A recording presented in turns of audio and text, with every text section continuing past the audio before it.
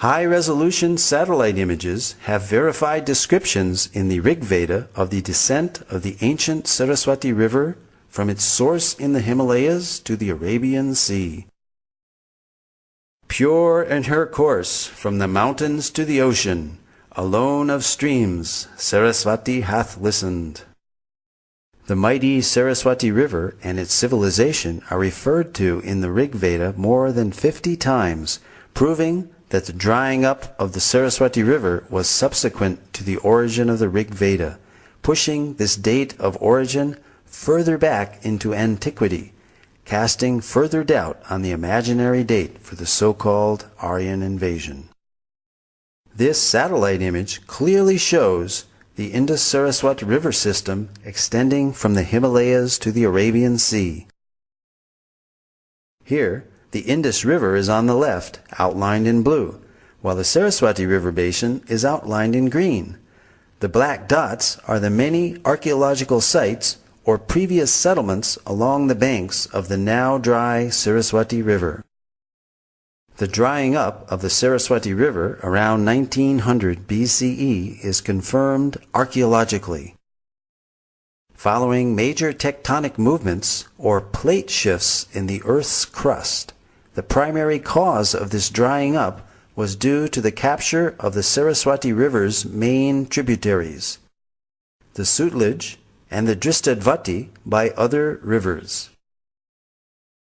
Although early studies based on limited archaeological evidence produced contradictory conclusions, recent independent studies, such as that of archaeologist James Schaffer in 1993, showed no evidence of a foreign invasion in the Indus-Saraswati civilization and that a cultural continuity could be traced back for millennia.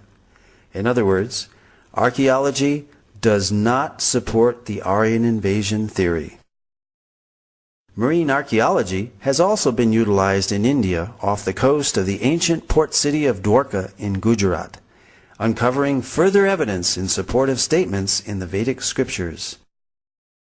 An entire submerged city at Dwarka, the ancient port city of Lord Krishna, with its massive fort walls, piers, wharves, and jetty, has been found in the ocean as described in the Mahabharata and other Vedic literatures. This Sanskrit verse from the Moshila Parva of the Mahabharata describes the disappearance of the city of Dwarka into the sea. After all the people had set out, the ocean flooded Dwarka, which still teemed with wealth of every kind. Whatever portion of land was passed over, the ocean immediately flooded over with its waters. Dr. S.R. Rao, formerly of the Archaeological Survey of India, has pioneered marine archaeology in India. Marine archaeological findings seem to corroborate descriptions in the Mahabharata of Dwarka as a large, well-fortified, and prosperous port city, which was built on land reclaimed from the sea and later taken back by the sea. This lowering and raising of the sea level during these same time periods of the 15th and 16th centuries BCE is also documented in historical records of the country of Bahrain.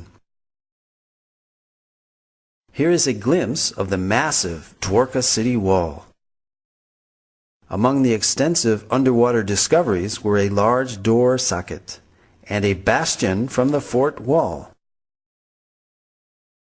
2 rock-cut slipways of varying width extending from the beach to the intertidal zone, a natural harbor, as well as a number of olden stone ship anchors were discovered, attesting to Dwarka being an ancient port city.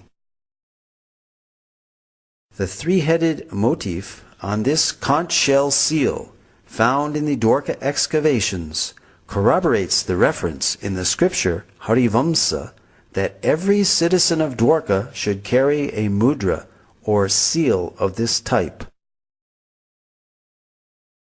All these underwater excavations add further credibility to the validity of the historical statements found in the Vedic literatures. Apart from Dwarka, more than 35 sites in North India have yielded archaeological evidence and have been identified as ancient cities described in the Mahabharata. Copper utensils, iron, seals, gold, and silver ornaments, terracotta discs, and painted grayware pottery have all been found in these sites.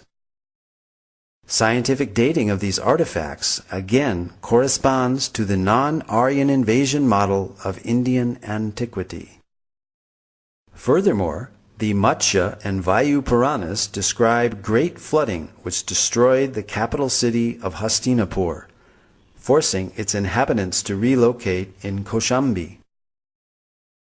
The soil of Hastinapur reveals proof of this flooding.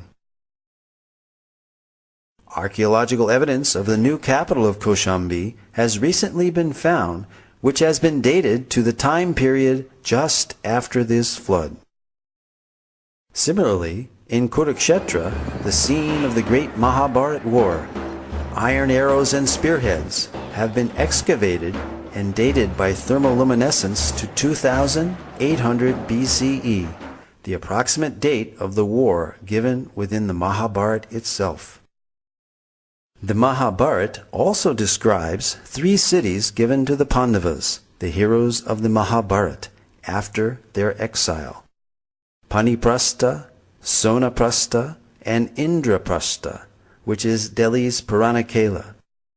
These sites have been identified and yielded pottery and antiquities which show a cultural consistency and dating consistent for the Mahabharata period, again verifying statements recorded in the Vedic literatures.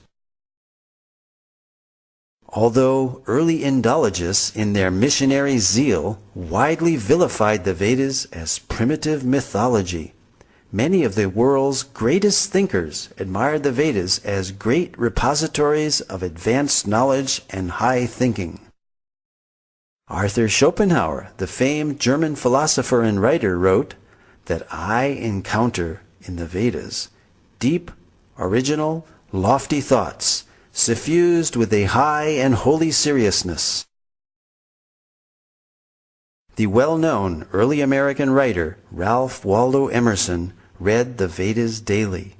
Emerson wrote, I owed a magnificent day to the Bhagavad Gita.